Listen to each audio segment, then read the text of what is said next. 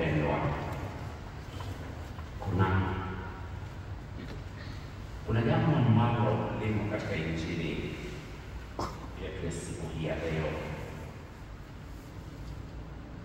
Tunapoelezewa ya kwamba Yesu alienda kwenye mlima wa Mizeituni. Ukirudi katika Agano la Kale, kitabu cha nabii Ezekieli mlango wa 10, tunaambiwa kuhusu huu mlima wa Mizeituni, na tuelezwa kwamba kuna kitu tunaita Shekina.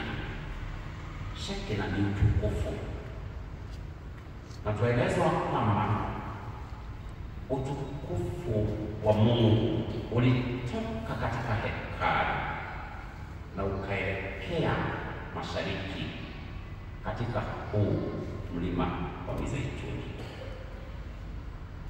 Na kuna wakati mwingine katika Agano la Kale waelezwa kwamba utukufu wa Mungu ama Shekina ya Mungu iliweza kurudi katika hekalu la Mungu tena.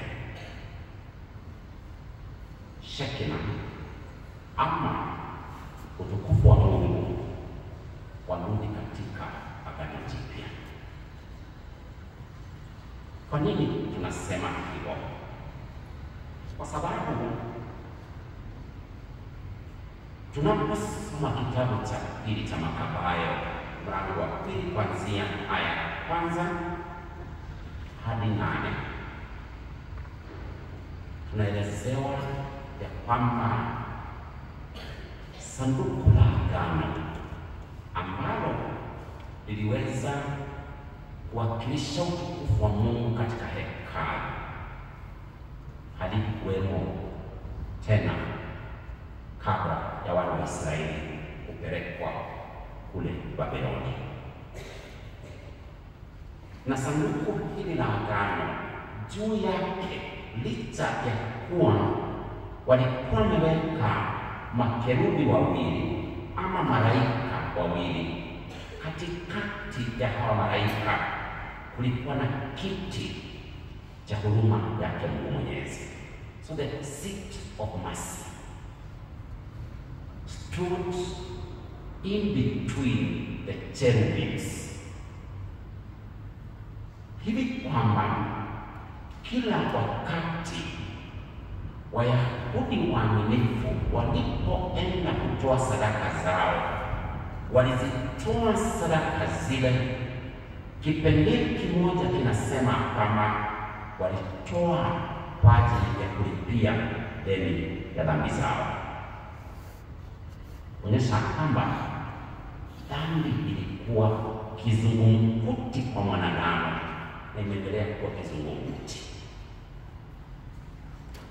Na ni Yeremia ambaye alipoelewa ya kwamba mji wa Yerusalemu utashambuliwa na hekalu litaweza kubomolewa, aliwaagiza watumishi waweze kutoa sanduku la agano katika hekalu la Mungu, na likaenda likafichwa kwenye mlima, ambapo hata baada ya wana wa Israeli kutoka uhamishoni Babeli, lile sanduku la agano halikurudi tena katika hekalu.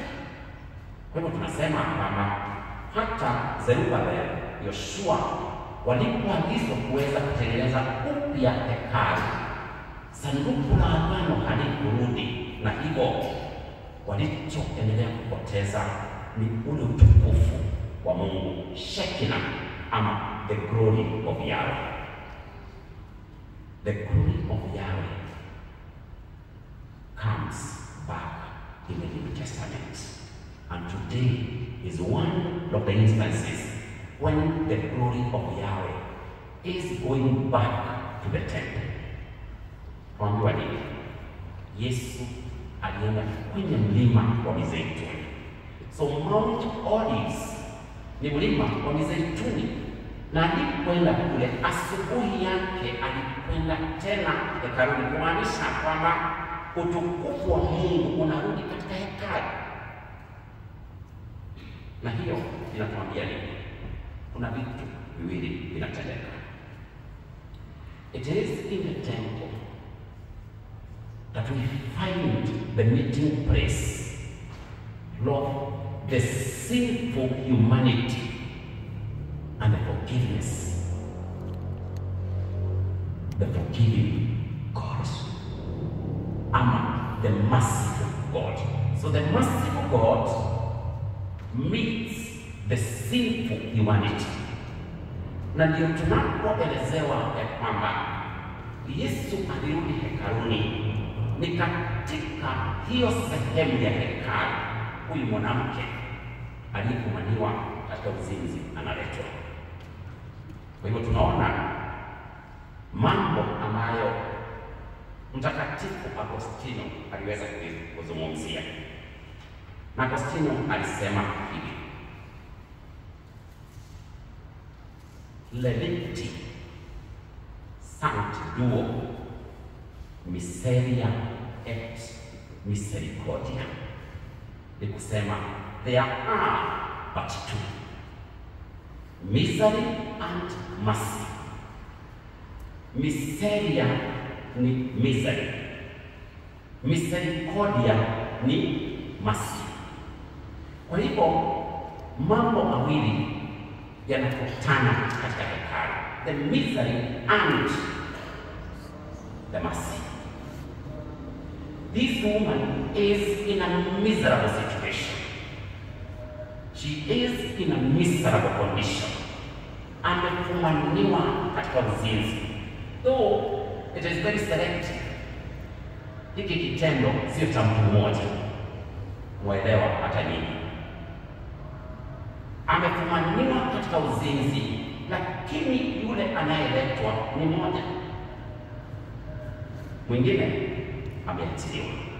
Lakini tunaporudi katika maandiko matakatifu, kitabu cha Walawi mlango wa 20 aya ya 10 na kitabu cha Kumbukumbu la Torati mlango wa 22 aya ya 22 ilizungumzia hawa watu wawili. Mtu anayeenda nje ya ndoa afumaniwe katika hicho kitendo, walipaswa kupigwa mawe hadi kufa wote wawili. But there must be 2 or 3 witnesses. They have to tell the truth. Hivi ndivyo sisi tulishuhudia. Na ndio tuone ya kwamba wanaomleta huyu mwanamke ni waandishi na Mafarisayo. Wanawaambia, mwalimu, mwanamke huyu amefumaniwa katika uzinzi. Musa ametuamuru katika sheria kuwapiga mawe wanawake wa namna hii. Nawe wasemaje? Waandishi wawili, Mtakatifu Agostino na mwandishi huyu anaitwa F.B. Meyer. F.B. Meyer anasema hivi: it is a terrible thing for a sinner to fall into the hands of sinners. Ni jambo la kuogofya ama la ajabu kupata mdhambi akiangukia mikono ya watenda dhambi wenzake. Which is true. We are very good in condemning. We do not look at ourselves. So it is a terrible thing for a sinner to fall into the hands of his or her fellow sinners. Wamemruta, wamemleta mpaka kwa Yesu, kwa sababu wao kulingana na sheria, basi hii sheria inapaswa kutumiwa vilivyo. Na ndio Mtakatifu Agostino akasema kwamba let this woman be punished. Hata huyu mama aweze kuadhibiwa, lakini asiadhibiwe na wadhambi, but not by sinners. Because what is the difference? Probably the only difference is the sin that one has committed.